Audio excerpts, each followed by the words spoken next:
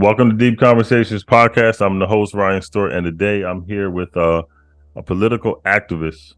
She's a Bronx native. I would like y'all to welcome Mrs. Brittany McCoy. So, Brittany, before we get started, can you explain to me your upbringing, just your experiences, growing up in the Bronx?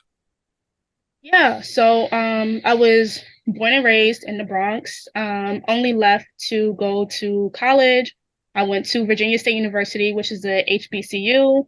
I always wanted to go to an HBCU. It was a dream of mine since I was like maybe 12 years old. Mm-hmm. But growing up in the Bronx, we are often have like a lot of stigmas against us, right? We're Mm-hmm. often known as one of the poorest boroughs, one of the poorest congressional district, if not the poorest congressional district in the country, all the way down to like state assembly. And people have, whatever desires or stigmas or ideas of what it is that it means to be from the Bronx.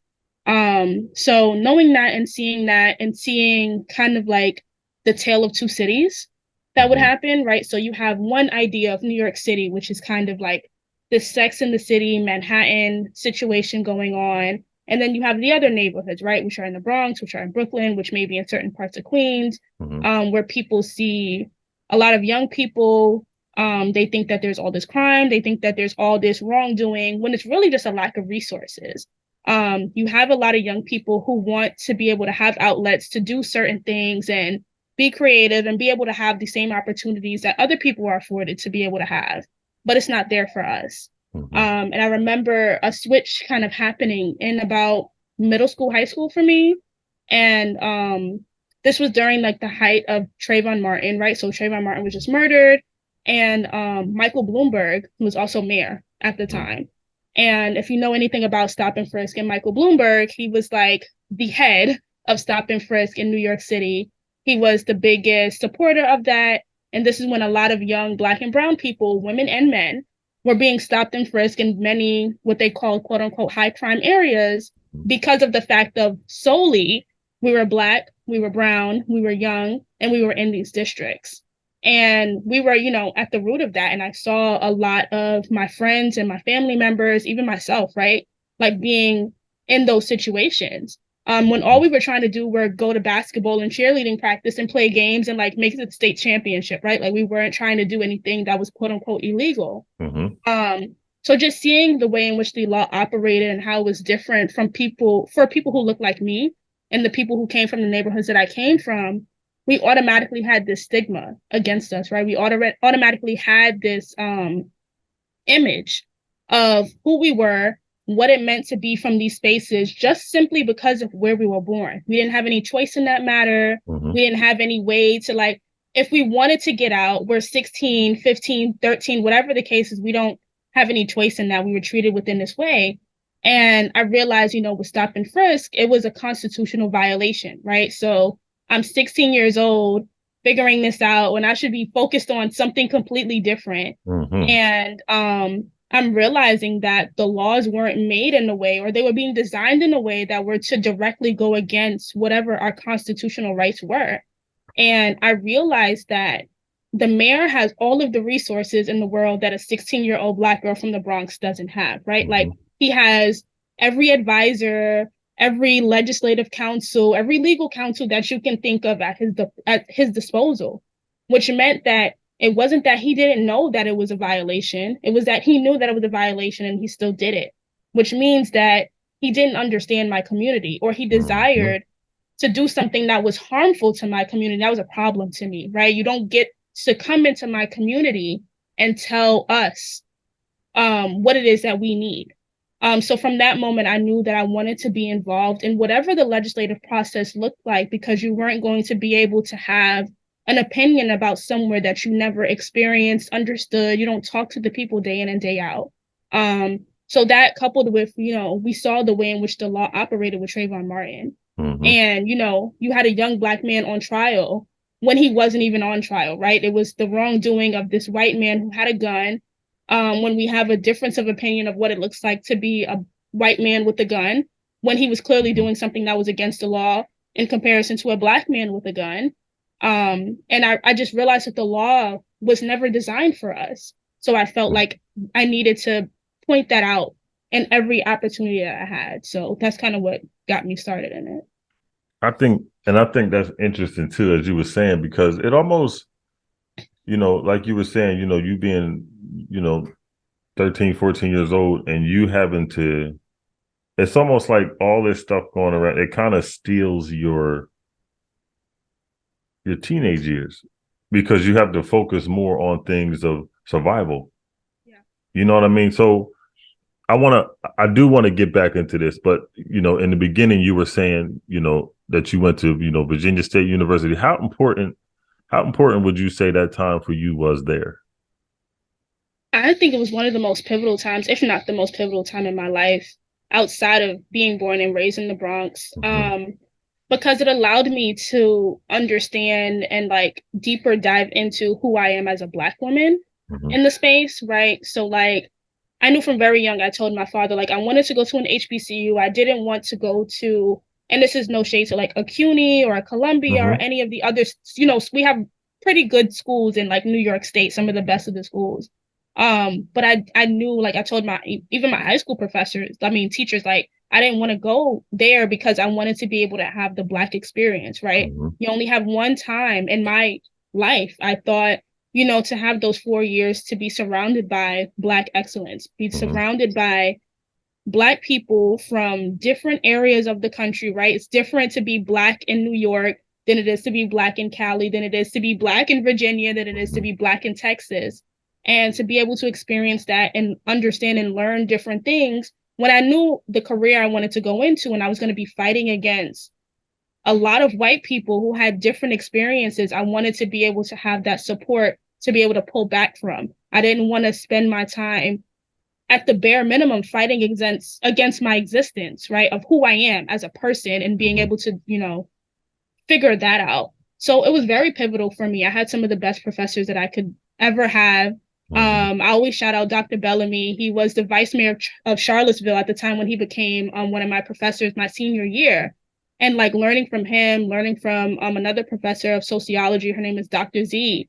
They taught me about like who I am as a person, both on the activist like spectrum of things and then on the political spectrum of things, of like how it is that laws and like the world, it wasn't meant for us, right? So understanding that aspect from people who were doing the work, right? Like not from this abstract concept of what they try to teach you in the books, like people who were doing the work day in and day out. Dr. Bellamy was the youngest person on the Charlottesville City Council. If you know about like Charlottesville and what happened and like the statues and all of those things, like learning from him and knowing what it is that he went through with that experience, it was pivotal for me. It showed me, sometimes we say like symbolism doesn't matter and like symbolism should not be a part. It shouldn't be the end all be all, but you can't be what you can't see. And I saw it. And I saw it in my peers, right? I built friendships and like networks that I can't,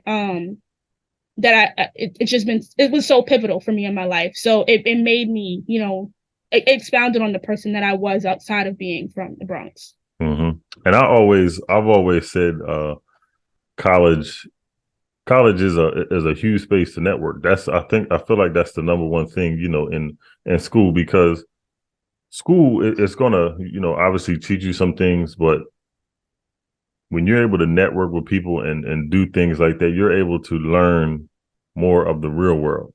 You know what I mean? Outside. So, and when you said, you wanted to go to an HBCU because you wanted to have the Black experience, I think, when you say that, that's so strong and powerful because we're Black.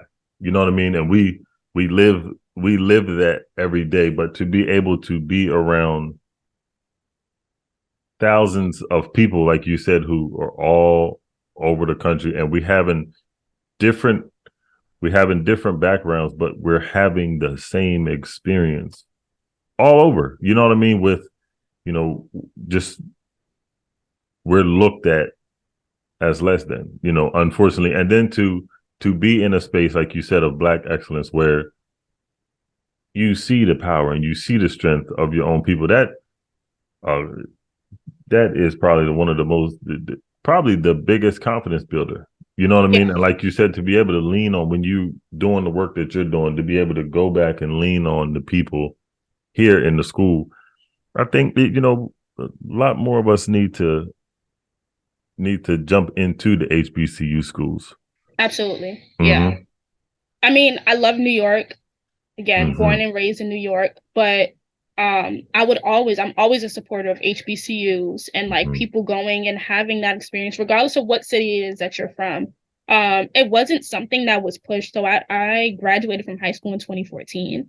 Mm-hmm. And we had like the BET, you would see the spring fling or whatever the case is. You would see the HBCU tours and the step, I had drumline, I had not Stomp the Yard is the other. I can't think of the other one right now, but like I had those images in my head of what I Mm-hmm. thought like an HBCU experience was, but I didn't see it day in and day out because of the state that I lived in. Mm-hmm. So I think that there is something to say for Black students who want to have that experience. Now, granted, we did have the way in which I was accepted to Virginia State University was because of an HBCU tour.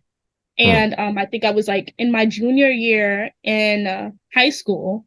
My dad knows the story better than me, but I was I was in my junior year in high school, and I think I heard about this tour because I kept telling him about I wanted to go to an HBCU, and I think it was in Riverdale at Mm-hmm. the time. And I saw someone get accepted to Virginia State University on the spot at this fair, and they also got scholarship money. And my Mm-hmm. dad said, I turned to him and I told him, that's going to be me next year. I'm going to come back with my transcripts and everything, and I'm going to get accepted on the spot. And I'm going to go to Virginia State and I'm going to get money to go to school. And I did. And I did it the next year. I got accepted on the spot and got scholarship money and everything to be able to go. And that was the first school I was accepted to. I applied to other HBCUs, but that was the school I ultimately went to. And just having that imagery, in my head of what Mm-hmm. an HBCU could look like. And the tour was more so like, they did like a fair, right? So you had a bunch of HBCUs in the space, but they also did panels about what HBCU life looked like. Everything. So I'm in a sorority. I'm a member of Mm-hmm. Alpha Kappa Alpha Sorority Incorporated. I would not be a part of that sorority if it wasn't for my HBCU and Mm-hmm. being able to have that experience and being able to hear from other people who have had different experiences within a Divine Nine, and networking and, in the political side, all the other fields, right? Mm-hmm. And just seeing the community that an HBCU built and being able to, not saying that you don't have it with other universities, because I think every university has its niche, right? What it brings.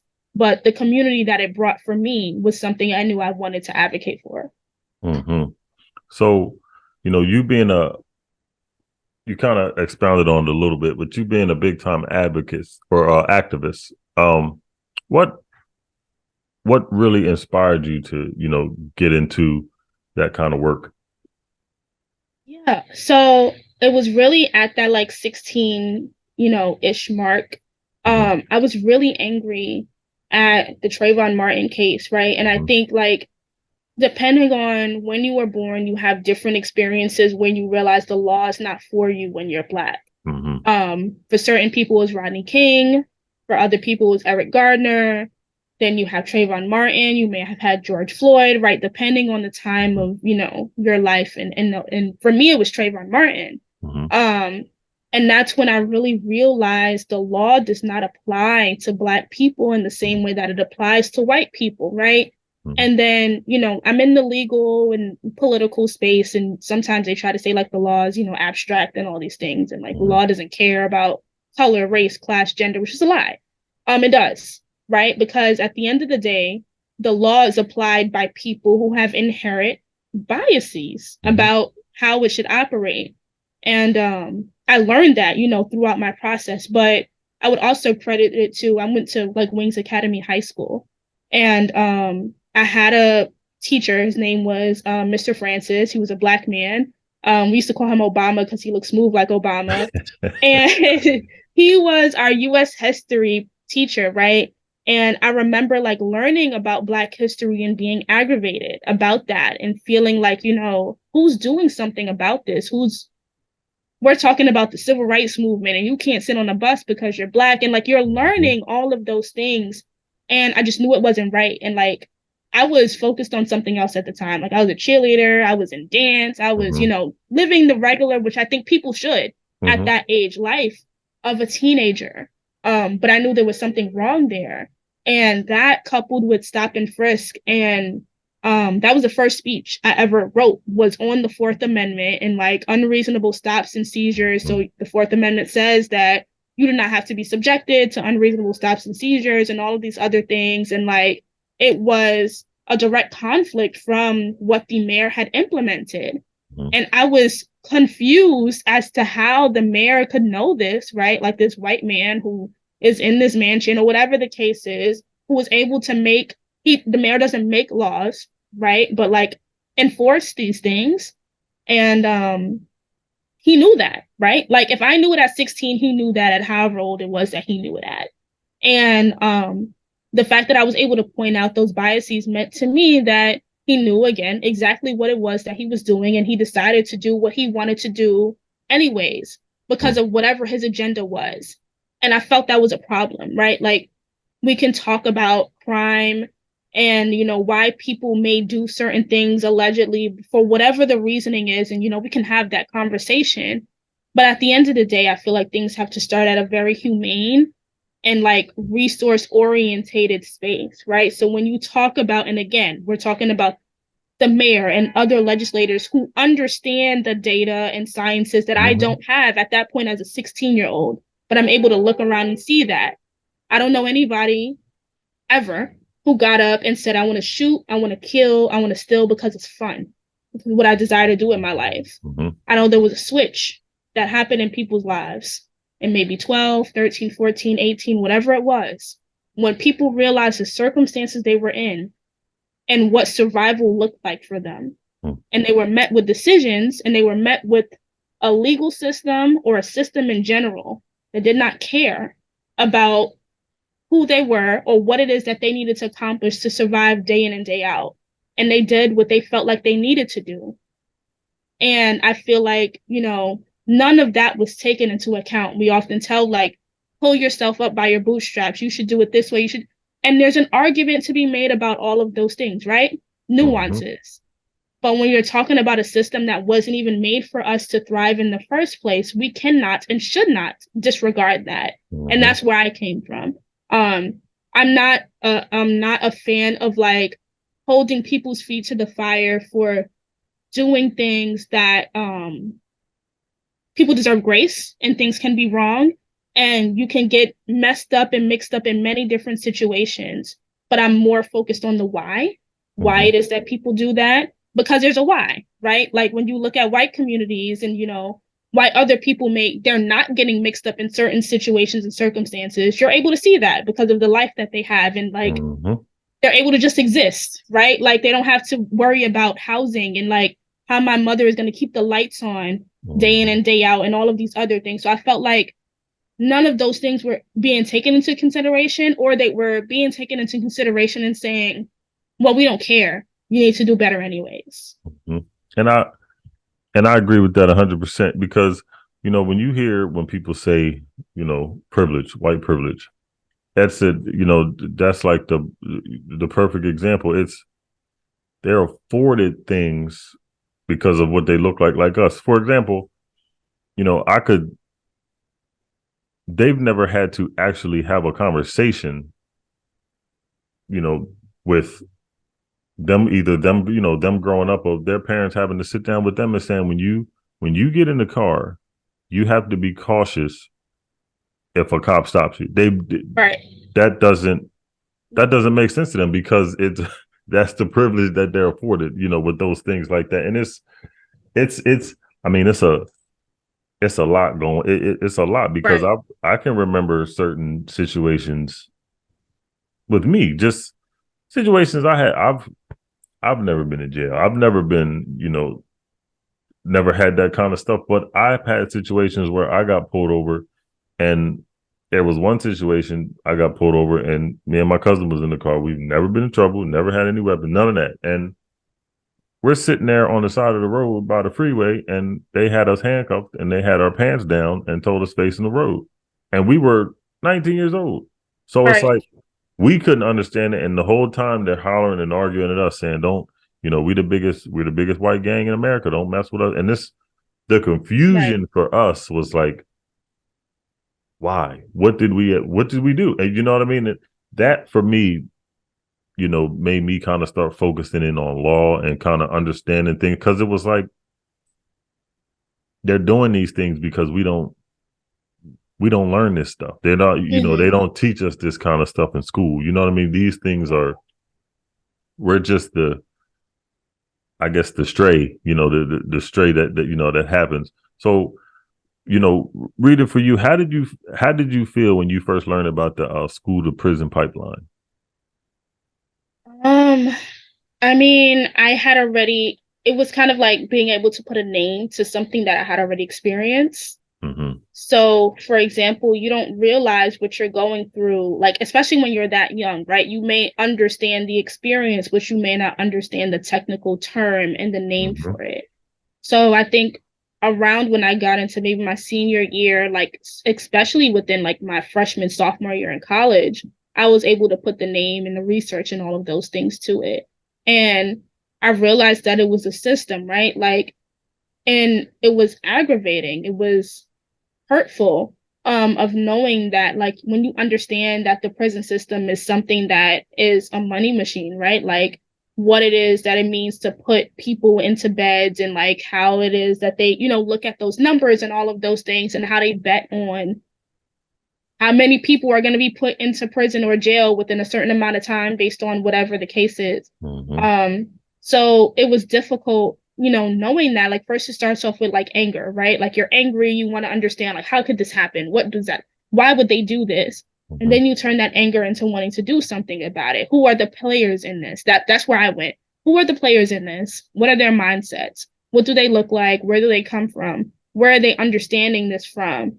And it ultimately led to me wanting to figure out like the root, because I'm a root cause person. Like, where does it come from? What Mm-hmm. does the system look like? And that led to me learning, a lot of what I know now about how the system wasn't built for us. So in order to understand the school to prison pipeline, you have to understand the policing system. You have to understand where policing came from. You have to understand slavery, right? Like, school, when you talk about like traditional school, especially with like what's going on now with Florida, and they're trying to take out Black history and all these other Yeah. things, right? Yep. You know, it doesn't teach you that it's all intertwined within each other. So it's not like, again, they try to make you think the 60s was so long ago, right? Like, it wasn't. They try to teach you that slavery was so long ago. It wasn't. You're only but so many generations removed. So when I started doing that research and understanding that this is just a subset of what already was happening on a macro level, that they then watered down to make it seem like, oh, okay, this is not it's not as bad as slavery, it's not as bad as X, Y, and Z. It's just, you're bad, your family's bad, your kids are bad, you guys are not listening in school, right? That's what they taught. Like, oh, you're out here committing all of these crimes, you're doing this, you're doing that, you're acting up. We need to have these school safety officers in the school because you're fighting, you're doing this, you're doing that, rather than focusing on the fact of like, this is trauma and generational things that are happening. And there are reasons why, when you're talking about, so to give an example, right, how the school to prison pipeline will work. You have a young person, right? Say you're 12, you're 13, whatever the case is, you go to school, you get in a fight, whatever it is that your school says, you get in a fight, you get suspended. You may start with in-school suspension, right? You may get another fight. You get another fight. Mm-hmm. That may start with then out of school suspension. Who knows? I'm not sure what the numbers are right now, how long it is that you'll get suspended for when you're out of school. Then say you're already on 2 strikes. You have no chances to get into anything else. You get into something else. Now, say, God forbid, you get into another situation with someone that you fought inside of your school, outside of school, and now there are police involved. Now you're 16 years old, maybe at this time, and you're going to jail or prison, right? You're getting arrested, you're going through central bookings, whatever the case is. And they realize, okay, you're now a problem child. You've had X, Y, and Z incidents at school. Mm-hmm. You've had to be in school suspended, out of school suspended, whatever the case is. Okay, Now we're realizing that we need to probably keep you away from this certain subset, or, and that then leads into, once you get an arrest, right? People don't understand, or, some people do understand what impact that has on your life, right? So say if you have to go to work that day and you get arrested and you can't call your job to call out, and your job has a no call, no show policy. So if you don't show up to work, you get arrested, now you're out of a job, and it's going to be difficult for you to be able to get another job, right? And again, we're talking about a teenager at this point, not even if you're an adult who has children or a family or anything to provide for. So now you're out of a job and you're trying to figure out, the system or whatever the case is. So you went from getting in trouble as a teenager in school to now being funneled into the prison system. And we don't even know where these situations came from, right? Like, what if this situation was you got into a fight with somebody in your class because they talked about the fact that they didn't like your shoes, and you felt like you were being bullied because your parents aren't able to afford to get you Jordans like everybody else has. But again, we're talking about teenagers who may not be able to articulate that at that age, as we are able to now as adults. So now I'm suspended because, yes, I acted out, and that was what I felt like I knew how to do, which, again, we need to give kids grace because they're going through a lot of situations that we don't even know how to handle as adults. And now that then leads into them having, this trajectory that goes into the prison system, and nobody's giving them grace. Or let me not say nobody. Limited amount of people are giving them grace because we expect Black children to just know better and do better. And there was going back to what you just explained, I had a teacher on some months ago, and we were talking about it, and she said that there's this statistical data that starts, as a young child. When you get into school as a young kid, if you can't read by the third grade, if you can't read by the third grade, they already have it projected out for you that by the time you get to high school, 16 years old, you're going to have a lifetime of prison. Right. That to me is just, if you can't, look at that and say that that's systematic racism, because in the school system for us, we're not, we don't have the benefits that a private school may have. You know what I mean? They're not, these schools aren't funded like they're supposed to be getting funded. You know what I mean? So it's automatically just, we know this is going to happen. So don't help them along the way like that. It's just, it goes all the way down. And by the time you get to high school, like you said, being bullied, your confidence may have been shot from all the way back in elementary school that you never had to deal with. And like you talked about the trauma, all of that kind of stuff goes hand in hand. So I'm going to ask you, have you found that people in our community are often too quiet when it comes to racial injustice? No, I don't think people are too quiet when it comes to racial injustice. I would specifically say, so I've been in this work since, what am I, going on 27 right now, since I was about 16. So we're talking about like 2013, 2012-ish, right? I think it's different now. Like, people have always been very vocal about social injustice, but now we have more avenues to be vocal about social injustice, right? So back then, like, Instagram was just becoming a thing, right? We didn't have podcasts. We didn't have TikTok. We just was getting off of like MySpace, and like Facebook was a thing. So like we didn't have as many avenues to talk about it as we did. So I think it's a lot more vocal now than it was back then because we have more avenues to be able to talk about it. But I also think it's like sometimes we negate the fact that like people may be afraid to talk about the ways in which racial injustice impacts their lives, because at the end of the day, people are still trying to have a livelihood, right? Like, depending on the career path that you're on, it may be very difficult to call out your supervisor who you may feel is being racially insensitive because you don't want to cause a situation at work at the job that pays your bills, right? Like, people are still trying to survive day in and day out. So I think a lot of like the microaggressions that we may see going on may be underreported which may like kind of translate into people not speaking out about the racial injustice as much when they're in the situation. But when they're out of the situation, we'll see it like on TikTok and, you know, all of these other situations or Instagram, where people will be very vocal about talking about the companies that they worked for, things of that nature. But I'll even give credit to like the young people, right? Like a lot of the high schoolers who are taking to social media and TikTok to talk about a lot of the things that I wish we were having discussions about when I was that age, and being bold enough to call it out because of what they see, you know, their older siblings or their parents or their aunts and uncles talking about now. So I just think it's a little bit different. So what are some of the topics that you think are important, you know, that need to be discussed?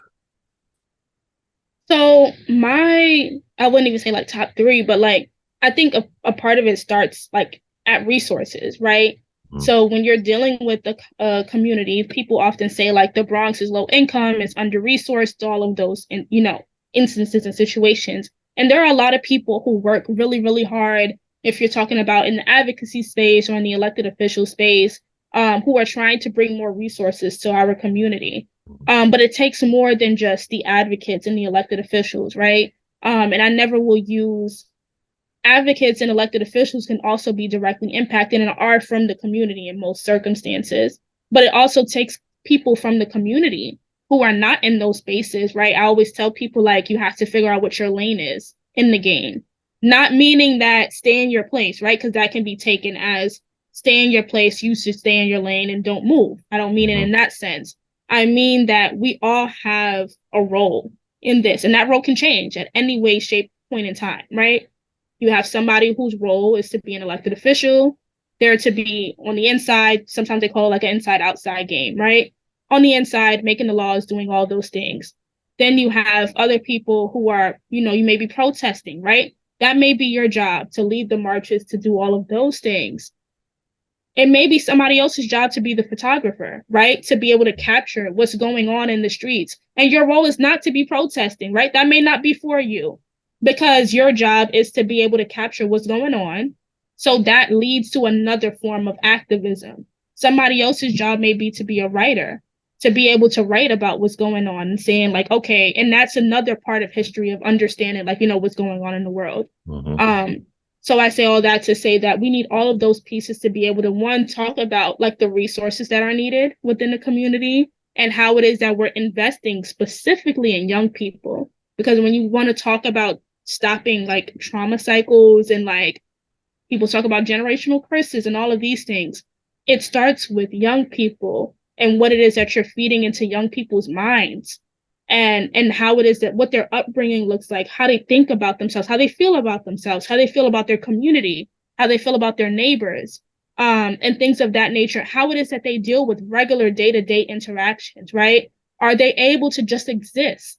I was having this conversation with somebody the other day, like sometimes Black people aren't able to just exist without fighting for anything, without fighting for a resource, without fighting for housing, without fighting for the fact that your lights are not on, without, you know, many different things, just exist. What does that look like? Does that look like the basketball program? Like you really want to sing? Do you have a program that you can go to and be on the choir? You really want to write? Do you have somewhere that you can go to write about what it is that, you know, those things? That to me is key. So that's number one. Number two would be going into like the criminal legal system. You'll rarely ever hear me say criminal justice system because I don't feel like Black people or like this system is not for us. We don't receive justice, right? We get pieces, we get crumbs, we get things to just tell us to be quiet, essentially, in my opinion. So looking more at how the law intersects and interacts with us. I don't believe in people who say I don't see color, I don't see race, I don't see. Yes, you do. It colors. If you say you don't see that, I have more. If you're colorblind, then we have another conversation we need to have. Like there's something else going on there. So you can't tell me you're colorblind. So I think also understanding the way in which the criminal legal system criminalizes young Black people and Black bodies, and the way in which we're not given grace. In many aspects, the law, I've realized, is not a place for grace. at all. It's a place that is there to punish. And yeah, so those would be like my top, like, but I'm always going to say like my focus is on young people, and understanding like the minds of young people, giving resources to young people, because I think everything else comes after that, right? Like, and that's not to exclude, because I don't ever want to say like you focus on one thing, you exclude something else. There are also, you know, people who are in your adult age, and we, you know, I'm an adult, we need resources and all of those things as well. But I also believe if you're able to invest at young, it trickles, you know, up until whatever ages. And at the end of the day, to me, it just boils down to like resources. And I think our I was just talking to a guy earlier, and we were talking about trying to come up with like a big brother, big sister program, because you have to start with this generation. You know, it's, I mean, you look at the generation now, you know, there's so much going on with the generation that they can't, it's hard to focus on something, because with the social media and everything is just coming all at once, and they're taking different things away from the children. Like, kids can't go to boys and girls clubs because they done got rid of those. You know what I mean? That's where I grew up in. Yeah, me too. And that's what I'm saying. So now there's, you know, these kids they got bottled up energy, and the only way that they're releasing it is through fighting, through shooting, because there's nowhere to go. So you don't have, again, like you said, again, there's no resources anywhere. So all they got to do is they're going to look at somebody that looks like them, because they don't like their self or their situation. So they're going to see somebody who reminds them of them. It's either going to fight, or it's either going to be end up in murder. And they know this, because the prison system and all this, it's a business, and they're making billions and billions and billions of dollars. Now, you your current role is, I hope I get it. Is it the Bronx Defenders? Yes, I work at the Bronx Defenders. Okay, you work at the Bronx Defenders. What's your current role there? So I am the interdisciplinary policy director. So I can kind of explain a little bit of what that means, because I feel like that's kind of an abstract title. But what it basically means is that I work in the policy and organizing space. So I'm a part of a policy and organizing team. So policy meaning the legislative process of what we do. Focusing on laws, focusing on legislation, focusing on, you know, all of the policy perspectives of things, but then also focusing on the organizing aspect of things. So when you're talking about organizing, you're talking about getting people together, the community, right? Like the community engagement issues, having conversations, talking about strategy, how people want to move on things. In the way in which I view change, right? You have to have both. We can protest all day. I believe in protest. I believe in all of it. But we can't protest without an end goal. What's the end goal? We trying to change the law? We trying to change the implementation? We trying to get somebody out of office? Like, what we trying to do? What's the right? So I work on both aspects of it. Then you have the legislative process of it, where it's like you're trying to change the laws, you're trying to change, you know, all of those things, but you need the people behind you to be able to push those issues. And like, as sad as it sounds, many times in history, like in order for things to get done, you have to make a lot of noise behind it. You have to bring community. You have to have people who are screaming at the top of their lungs about changing these things.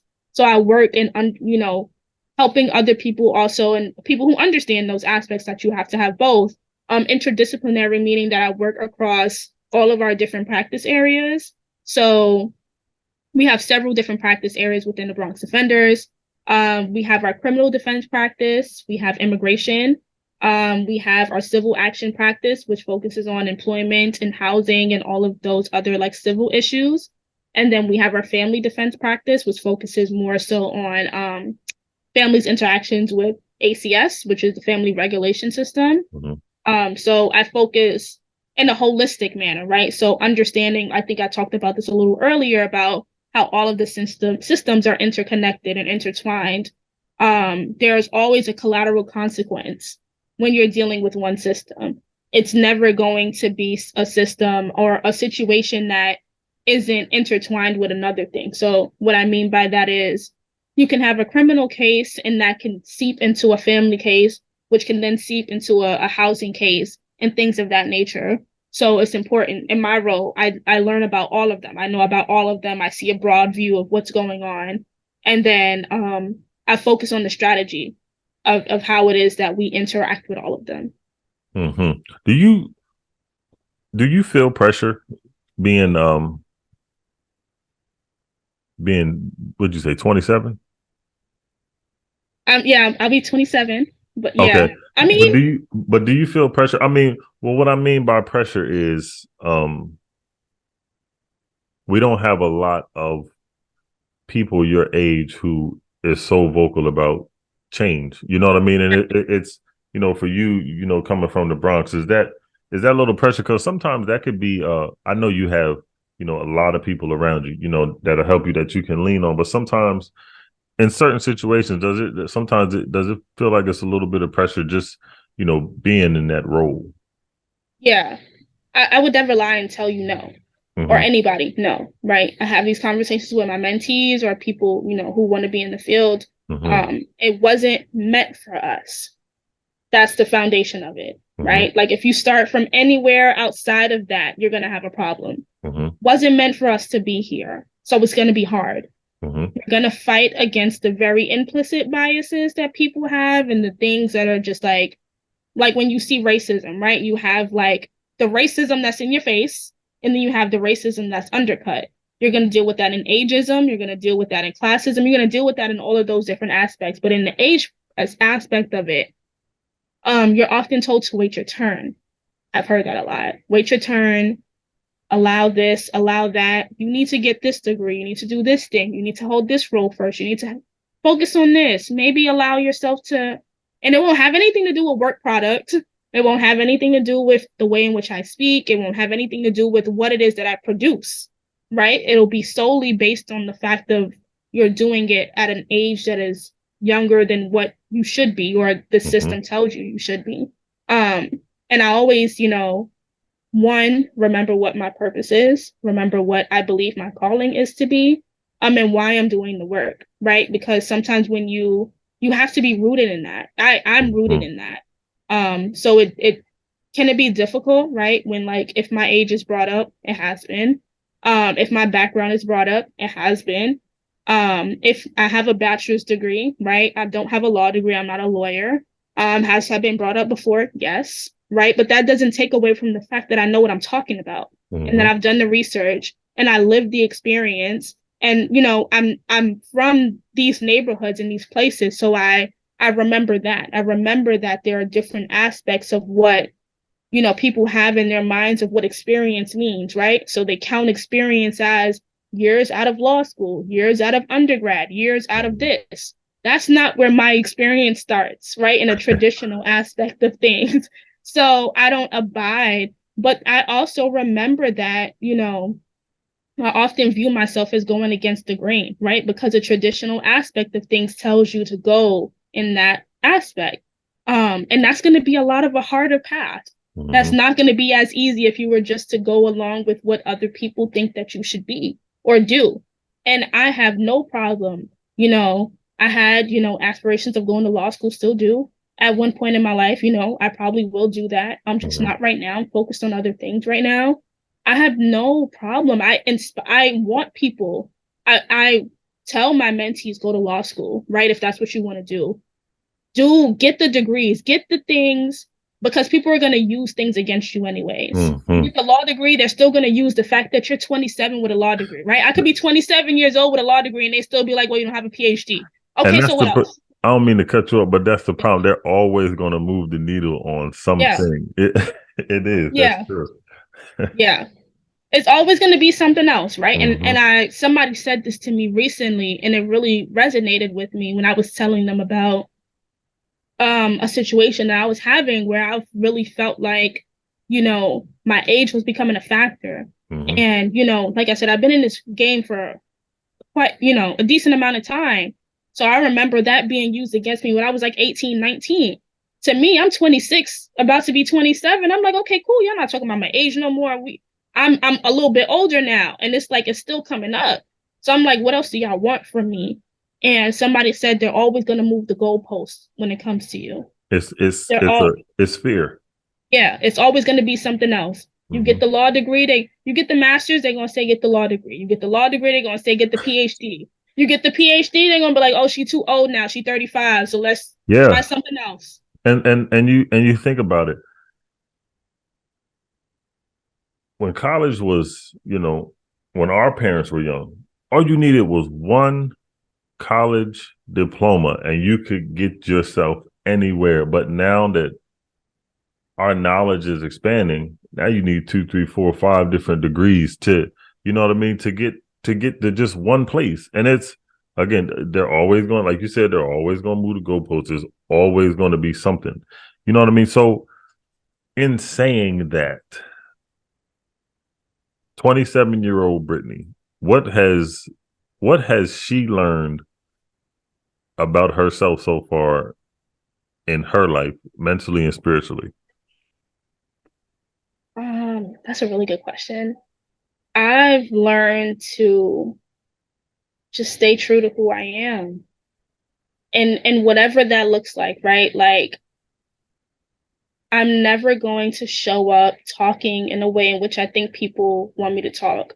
Mm-hmm. I'm never going to show up looking in a way that I think people want me to look, right? Like you could tell I'm Black off the bat. Like I got knotless braids. I may have pink nails one day. Like I may come with a wig the next day. Like it is what it is, but I still know what I'm talking about, right? Yep. Like I like to dress nice. I like to, whatever it is that looks like. I'm never going to allow people to decide how it is that I should show up in the world. I talk the way I talk. I act the way I act. I get my work done. I advocate for the community that I'm in. I uplift people. I bring people into the space. If you're not talking about my work product or anything of that nature, I really don't understand what the issue is. And I understand that's not always an easy thing to adopt, right? Like I don't shade or shun people who don't move in that way because again, the system wasn't made for us to move in that way. Mm-hmm. The system was made for us and wants us to conform to whatever it is the idea of white supremacy is. But my job and my role is to show up again authentically as me because like I said, if you don't see it, you don't believe that you can be it. So I tell that to, all of my mentees. And I believe that regardless to what, they're going to find something else. If it's how you talk, they're going to say it's something about how you look, right? If you got the degrees, they're going to say it's something else. It's always so you don't, I've learned, regardless of how hard it may get, don't conform. Because then you're going to find yourself continuing to conform to try to fit their narrative. So that's one. Two, I've learned how to battle like imposter syndrome and like never to like psych yourself. I never tell myself no. And what I mean by that is I allow other people to tell me no. Many times we'll see a job description or an opportunity, or we'll think, oh, well, I don't meet all of the criteria of X, Y, and Z. I'm not even going to try. Or I'm not going to even try to talk to that person or do that thing. It's too much out of my league. I need to prepare. I'm not ready enough. I'm not this. I'm not that. And we tell ourselves no before we even allow the opportunity to, you never know what could come out of that situation. Even if you don't get it, you don't know what could come out of that situation. So I've learned to just always like bet on myself and be smart about it, right? Like understand what your strengths and your weaknesses and all of those things are and be able to tell that about yourself first. And once you know that, bet on yourself. Because if you're not your own strongest advocate, who's going to be? Right? You're going to have a million people in this world wanting to tell you you're not good enough, you're not this, you're not that. But you have to know who you are. So that's really what my focus is on, of like just always remembering who I am and what I bring to the space and not allowing people to make me feel that what I'm bringing is not enough in that. Mm-hmm. What, I got one more question for you. What can we expect from you long term? What are some goals that you have? I mean, I think I want to continue to be in the space. Like, I want to continue to like uplift voices in this space. I don't want it to be just a me thing. I say like in a lot of the spaces I'm in, like I'm not looking for the me's. what I mean by that is I've directly sought out these spaces because of the passion that I have to be in this work. And I want to bring into this space the people who are directly impacted, like myself, but who have no desire to deal with police, legislators, whatever the case is, because of their disdain with the system, right? Those are the people we need to be having the real conversations with. So that's always my goal. So whatever position, role allows me to do that, that's what I'm interested in, like, moving towards. So I've always like learned, never to focus on a particular role or position because that doesn't define you, right? Like you can be in one role today and something else tomorrow. But still just like things will, whatever comes my way, if it aligns with what my values are, that's what I'll be interested in. And I'm looking at you. I lied. I said I ain't gonna ask you no more questions. But the way what you just, I got one more question. Okay. What do you expect? Do you plan on like expanding outside of New York one day? The kind of, because I think the things that you're doing are like necessary. I mean, they're necessary. We know that they're necessary in our community. So, do you plan on expanding outside of New York to to help other places? I want to. I definitely want to. I think I really want to focus on the Bronx right now because there are a lot of great voices in the Bronx, and the Bronx is always, gonna need upliftment in the way in which I see it. But I do think that it's something that I want to talk about on the national level as well. State, local, however it is that it goes, but national also. So I do want to expand. I've, have a lot of friends across the country who are also, in this work. But yeah, whatever it is that looks like, again, like if it aligns with my values and, all of those things, like I'm interested in, but I would never like shun anything nationally. Yeah, because I'm down here in Delaware, and I think, we have been probably for the past 2 or 3 years, we've been number one in crime, in our community, in our, in the Black community. And I think there's just a lot of, like we talked about earlier, a lot of trauma and stuff like that. And a lot of these,